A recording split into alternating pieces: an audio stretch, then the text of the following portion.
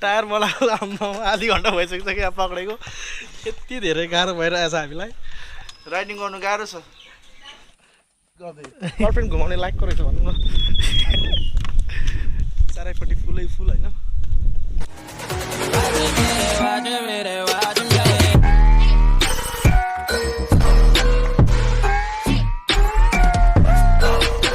So hello everyone अहिले चाहिँ म चाहिँ पानडाँडा क्रस गरिसकेको छु है आज चाहिँ एउटा नयाँ न्यू भ्लग हुँदैछ मेरो सो सन्डे चाहिँ हामी मजाले इन्जोय गर्दैछौँ आज चाहिँ म एक्लै छैन यतापट्टि मेरो भेना पनि हुनुहुन्छ उहाँ चाहिँ एकदमै टिभी 10 फ्ल्याग स्याग सबै लगाएर रेडी भएर आएको छ सो आजको राइड चाहिँ हामी बाख्राकोट भएर यता चुइखिम बरबोट कफेर अनि लाभा भएर चाहिँ हामी वी ब्याक टु होम है बाई अनदर रुट यता फापरखिततिर भएर हामी घर आउनेछौँ सो अहिलेको टाइम भएको छ लगभग अहिले टाइम चाहिँ तपाईँको 10 बज्न लागेको छ सो लेट्स गो गाइस त्यही छ आजको भ्लग दामी हुनेछ हाम्रो यो भेकको अब मतलब जग्गाहरू देखाउनेछु है so see you on the way guys thank you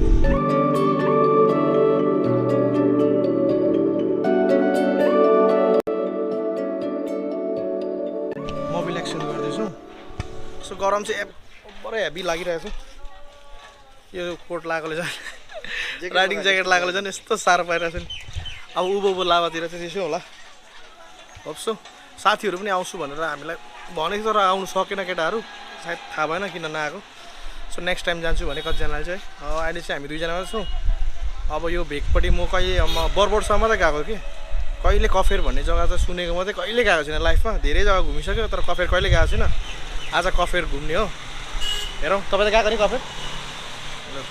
कफेर गएको रहेछ मलाई आज एक्साइटिङ बाटो एकदम दामी छ अफरोडको लागि चाहिँ अफरोड गर्नु मात्रै गएको धुलो भएर आउने आज हामी दुई भाइ अहिले हामी यस्तो चटक्क छ कि पर गएपछि धुलो हुन्छ अहिले हेर्नुहोस् न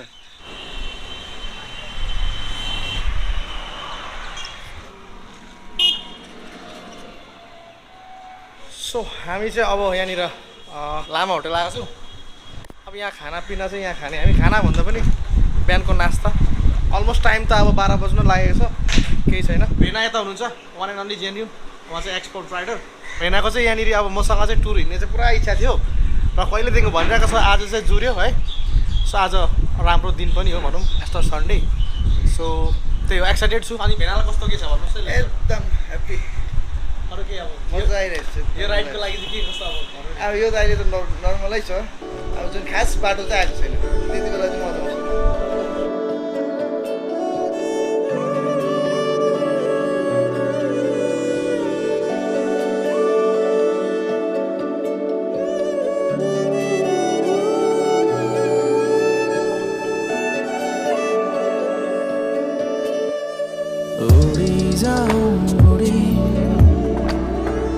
आउँछ जस्तै गरी हराइजाऊ अनि सो गाइस अहिले चाहिँ यहाँबाट चाहिँ अब हाम्रो अफरोड स्टार्ट भएको छ है र यो बाटो चाहिँ मलाई यो टुर अब हुन्छ नि धेरैपल्ट हिँडिसकेको तर एकदम लमसम यो बाख्राकोटबाट निक्ले पसेर चाहिँ माथि लाभा निक्लिने चाहिँ एकदमै इच्छा थियो कहिले हिँडेको थिइनँ फाइनली आज चाहिँ त्यो दिन आयो है सो त्यो मजा आइरहेको छ so keep continue watching my videos, hey guys.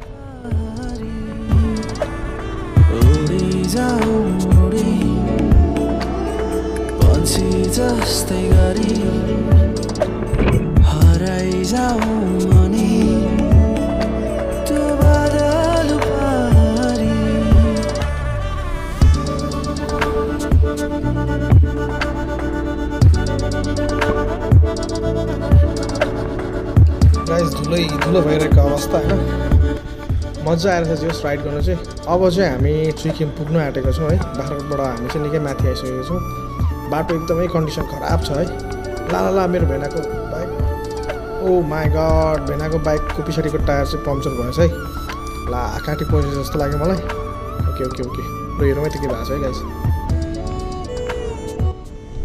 So guys अहिले चाहिँ यहाँनिर के भयो भन्दाखेरि चाहिँ एउटा काण्ड भयो क्या बाइकको टायरै पम्चर भइदियो के लाग्यो काटी पसेछ क्या यहाँनिर अब चाहिँ यसलाई चेन्ज गर्नु लागि चाहिँ हामी बाख्राकोट जानुपर्ने भयो सो राइड मजाको भइरहेको थियो, के गर्नु अब झन्डै अब आधी घन्टाको बाटो छ भनौँ न बाख्राकोट फर्किनु पनि। सो केही छैन, अब बाख्राकोट गएर फेरि यसलाई बनाउनेछौँ। So let's go guys. अहिले चाहिँ हामी बाख्राकोट आइपुग्यौँ है फाइनली। आधी घन्टाको बाटो भनौँ न, माथि बाइक पम्चर भएर बाइकको हालत अहिले यस्तो छ है। अब होप्सो बाटोमा अब केही नहोस्। यो बाइकको चाहिँ फेरि मतलब ट्युबलेस होइन नि त, ट्युब हुन्छ, त्यसले गर्दाखेरि चाहिँ काटी पस्ने बित्तिकै टायर एकदमै फ्ल्याट भइदिइहाल्छ। त्यस कारणले गर्दाखेरि भेनालाई ओह्रालो ल्याउन एकदमै साह्रो पऱ्यो। सो फेरि त्यही बाटो जानुपर्छ है धुलो खाँदै। एकदम कन्डिसन खराब छ क्या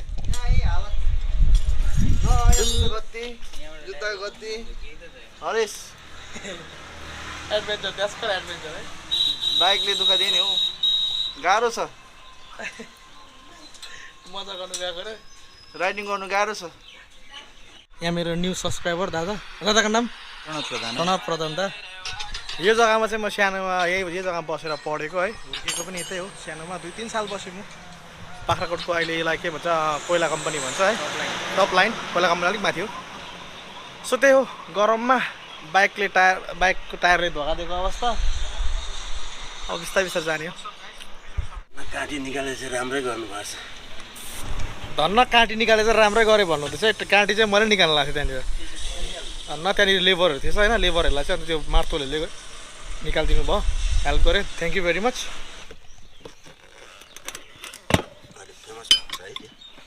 पसिना चुहिसक्यो। टायर बनाएको आधी घन्टा भइसक्छ क्या पक्रेको। यति धेरै गाह्रो भइरहेछ हामीलाई। एक्सट्रिमली गरम पनि त्यस्तै छ होइन, कन्डिसन्स पनि हेर्ने होला। हातहरू तिनापतिको भइरहेछ। साह्रो पर्ने छ एक्सपोजको यो टायर पम्चर भयो भने चाहिँ बनाउनु। मान्छे हेर पसिनाले लगाइसक्यो कोही। सो फाइनली टायर रिपेयर भइसक्यो भनौँ, एक्सचेन्ज भयो। कन्डिसन यस्तो छ। दाजु किन्नुहोस्, एक्सपल चाहिँ दाइ गरेर नकिन्नुहोस्। साह्रो पऱ्यो। फेरि स्ट्यान्ड डबल छैन हौ, एउटा मात्रै स्ट्यान्ड भएकोले गर्दाखेरि एकदमै साह्रो पऱ्यो क्या, स्ट्यान्डै बाङ्ग्यो। सो अब चाहिँ फाइनली बनिसक्यो। त्यो all the part of adventure है, एडभेन्चर भन्ने कुरामा यस्तै हुन्छ। So stay tune, let's go guys.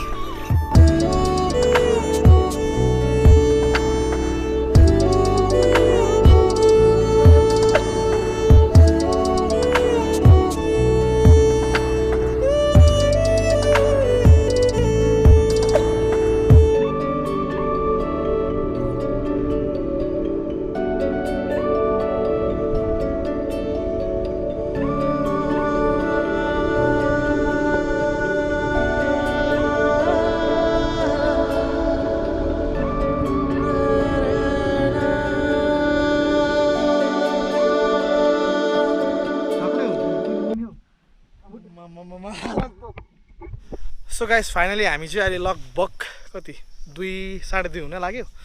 बरबोटको यहाँनिर अलिकति माथि आइपुगेको छौँ। सो एकदम अफरोड चाहिँ एकदमै दामी भएको छ है। धुलो हाम्रो कन्डिसन हेर्नु होला, एकदमै कन्डिसन चाहिँ धुलो बाटोमा है। धुलो खानु छ भने चाहिँ तपाईँहरू यो बाटो आउनुहोस् हो, एकदम मजा आउँछ है। अब हाम्रो त देख्नु भयो होला हालत, अघि कस्तो चटक्कै थियो, अहिले हेर्नु यहाँ हाम्रो भाइ कस्तो भइरहेको छ। धुलो भएको छ, म झन् पछि हिँडेको। सो अब हामी जानुपर्ने चाहिँ यो बाटो हो। अहिले चाहिँ यहाँ चाहिँ अलिअलि जग्गा चाहिँ पिच छ, जग्गा चाहिँ अब यो बाटो खनेर ठुलो बनाउँदैछ नि त। सो यहाँ माथि चाहिँ कफेर छ, कफेरको नजिकमा चाहिँ हामी कफेर भटो भएर जाने, कफेरमा पस्ने एकछिन।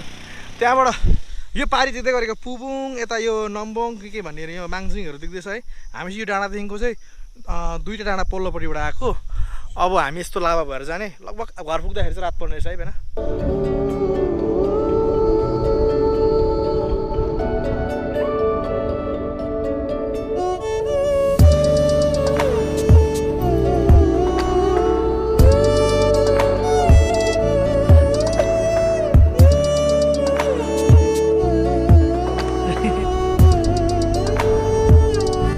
अहिले चाहिँ हामी कफेरमा होइन, यो चाहिँ के भएर कहिले जलाएको अरे? उसको आन्दोलन कुन चाहिँ आन्दोलन? 86को आन्दोलन कि 17को? 1700को।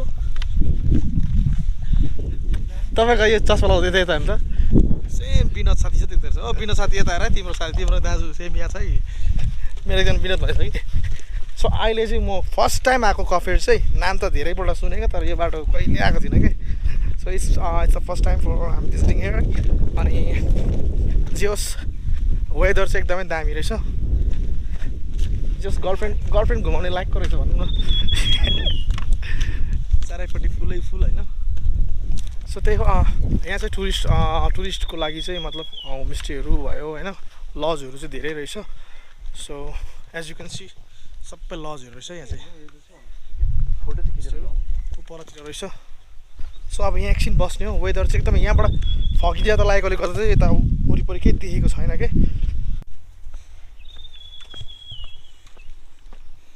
यहाँ चाहिँ चारैपट्टि मतलब बस्नु लागि लजहरू रहेछ क्या परतिर मजाको गार्डन सो म चाहिँ फर्स्ट टाइम आएको यो जग्गामा चाहिँ मजा आयो अब अझै हामीलाई घर जान धेरै टाइम लाग्छ सो धेरै बेर यहाँनिर नभुलिकन हामी लाभातर्फ जाने गाइस सो एकदमै थाकिरहेको छु आज निन्द्रा चाहिँ मजाको लाग्छ सो यहाँनिर रिल्याक्स गर्ने जग्गा रहेछ क्या चराहरू कराइरहेको वरिपरि चराहरू उडिरहेको होइन त्यो एक प्रकारको मतलब माइन्ड फ्रेस हुँदो रहेछ सो गाइस अहिले चाहिँ हामी यहाँनिर मेगी खाँदैछौँ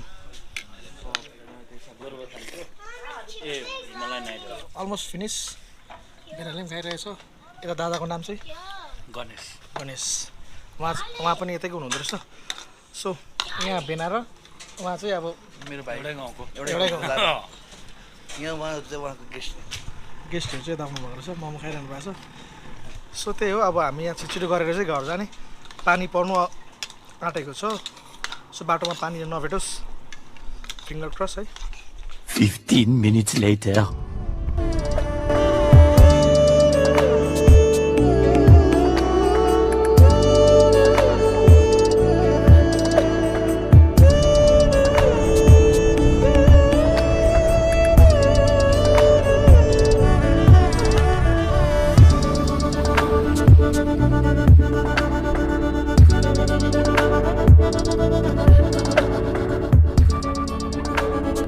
गाइस अहिले चाहिँ फिलहाल हामी लाभा पुग्न आँटेको छौँ अनि बाटो एकदम धुलो पनि छ फेरि यहाँ फगी लागेकोले गर्दा बाटोले अलिकति बाटोमा त्यो गड्डाहरू देखिरहेको छैन बट एनिवेज हामी अब प्रोफेसनल राइडर भनौँ राइडर भएकोले गर्दाखेरि चाहिँ सबै कुरो गरिरहेको छौँ सो त्यही हो अब लाभा पुगेर सिधै हामी हाइवे भएर जाने हो